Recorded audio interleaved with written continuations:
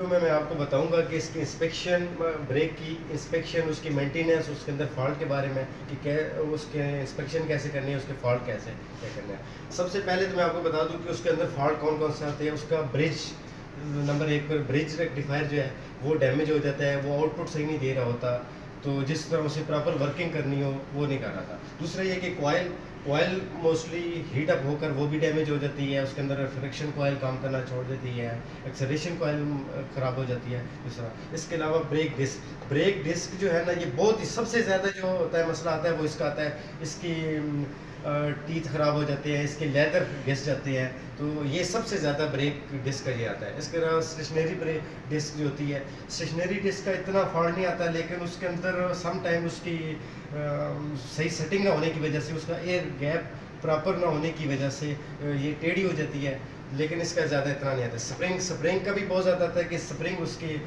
Some time टूट जाती है, क्योंकि आपको पता है 2 किस्म के होते हैं स्प्रिंग होते हैं, एक सॉफ्ट होते हैं थोड़े और एक हार्ड होते हैं। जो हार्ड वाले होते हैं वो मोस्टली टूट जाते हैं। तो हम उसके इंस्पेक्शन और मेंटेनेंस कैसे करेंगे कि एक तो ब्रिज के हम आउटपुट देखेंगे, ये वाला ब्रिज यूज़ होता है जैसे आपको पता है, तो इसके हम आउटपुट इसको 2 और 3 नंबर पॉइंट पे इसकी 20 सप्लाई देकर हम इसको चेक करेंगे 3 और 1 के दरमियान की वो सप्लाई दे रहा है नहीं है, 3 और 5 के दरमियान दे रहा है नहीं दे रहा, ये चीज़ें हम ब्रिज को देखेंगे। इसके अलावा कोयल की रेजिस्टेंस हम चेक करेंगे। आपको पता है कि 2 कॉइल्स होती हैं, ठीक है, ये हमारी कॉयल है। मैं आपको इस वीडियो में सारी डिटेल बताऊंगा इसकी रेजिस्टेंस कैसे चेक करने हैं, तो इसको चेक करना है, ठीक है, कि ये प्रॉपर कर रही है। फिर ब्रेक डिस्क है, ये वाली ब्रेक डिस्क होती है जो, ठीक है, एक तो ये इसके लेदर देखें, जिस तरह ये वाले लेदर चले कुछ है, लेकिन फिर भी ये घिस चुकी है, ठीक।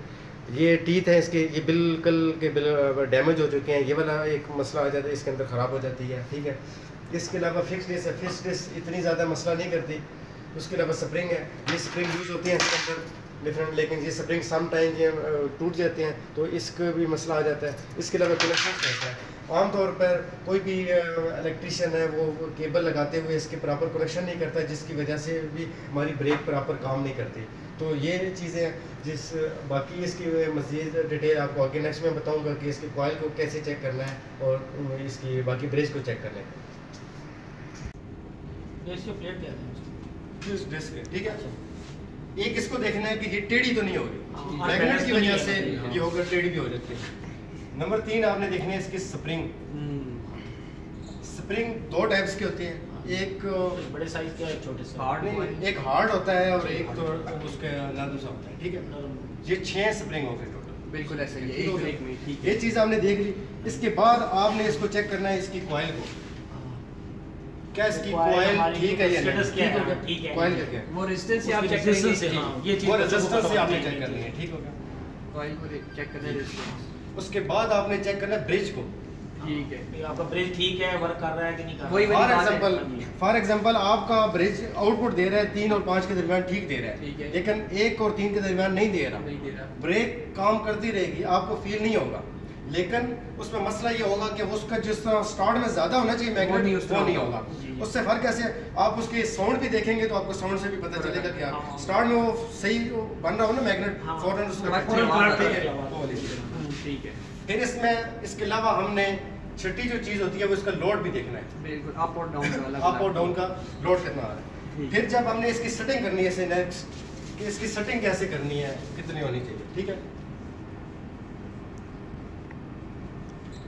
तो सीयू जो कहता है ना, जो अपने उनका स्टैंडर्ड है वो कहता है कि 0.6 mm से लेकर 1.2 mm के दरमियान आपने रखना है, जो उसका प्लेट का और डिस्क प्लेट का, ठीक है। ये जो प्लेट बड़ी है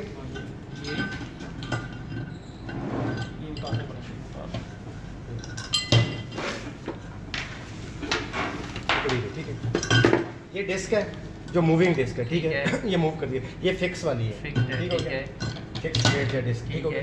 ये कॉइल है, जो कॉइल है इस कॉइल का और इसके दरमियान जो गैप है ना वो 0.6 से लेकर 1.2 mm के दरमियान होना चाहिए। वो स्प्रिंग्स पे डिपेंड करता है बेसिकली, वो स्प्रिंग के साथ वो प्रेशर है, ठीक है, ताकि उसको जब ये वियर होती जाएगी ना ये प्लेट, ये बढ़ता जाएगा, इसको मेंटेन रखना है। बिल्कुल सही हो गया। अब हमने एक जो लोडिंग मशीन खोली उसके अंदर बहुत ज्यादा था, वो इसलिए उसकी डिस्क नंबर जो जी उसकी वियर हो गई, ठीक है। इससे अलावा आप कोई भी ध्यान में हो क्वेश्चन कोई इस किस्म का कॉइल का भी आपको पता चल गया, ब्रिज भी चेक करने का पता चल गया। देखो बच्चों को अब एक ये चीज बताओ कि जब सप्लाई इसमें नहीं होती तो ये स्प्रिंगों से रूटर को लॉक किया होता है, यानी कि ना ये चीज उनको क्लियर होनी चाहिए। ये जो नॉर्मल हालत में ना, ये ब्रेक जो है, ब्रेक जो काम कर रही है वो स्प्रिंग पे है, ठीक है। जब सप्लाई देते हैं हम, ठीक है, जब सप्लाई हमने दे दी ना, ऑन किया मोटर को, तो वो उसको हटा देती है उस प्लेट से, ठीक है, उसको ताकि इजीली हालत में ये मैकेनिकली स्पेशल फंक्शन है, लॉक करके रखा होता है। इसका एक स्पेशल फंक्शन है। ये मोटर से भी हो सकता था, ये इसलिए होता है कि अगर दरमियान में आपकी सप्लाई बंद हो गई है, कोई भी इशू है, क्योंकि ये लिफ्टिंग के जहां पर भी लिफ्टिंग हो रही है सामान की, वहां पर ये वाली यूज होती है, ठीक है। अगर सप्लाई बंद हो जाए दरमियान में तो उसने स्प्रिंग से लॉक करना है। उसी वक्त